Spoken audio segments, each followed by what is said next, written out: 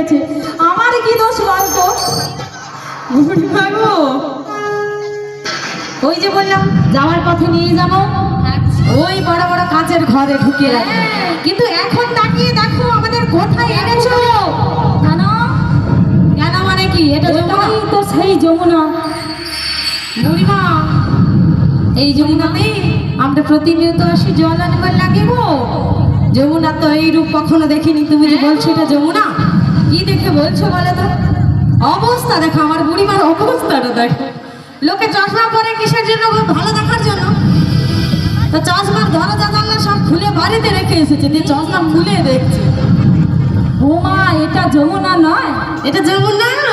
আমাকে আবার যমুনা চেনাচ্ছে, কি দেখে বলছো বলো তো? যাবার বৃন্দাবাসী বলে, এই যাবার বৃন্দাবনে যাদের বাড়িতে বৌমারা পালিয়ে যায়, আমাকে কেন ডাকে জানিস? বিচার করতে, আর বিচারের শেষে যদি আমি হেরে যাই, তার বাড়িতে বৌমা সেজে ঘর করে তারপরে বাড়ি আসে। কি বলছো বুড়িমা?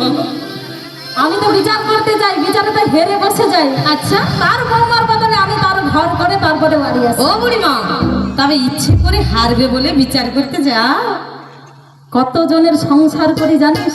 হায় হায় গো, এই ট্যালেন্ট সবার থাকে না রে।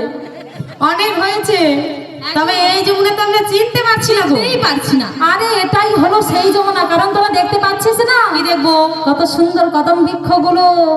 এই যমুনার ঘাটে ছাড়া তো কোথাও দেখতে পাবি না রে। ওই সেই কদম বৃক্ষ, চেয়ে দেখ বুড়িমা গো। তাই কিন্তু তুমি তো বলছো এটা যমুনার ঘাট বলে। এই যমুনার কালো জল দেখে আমার যে ভীষণ ভয় করছে গো বুড়িমা।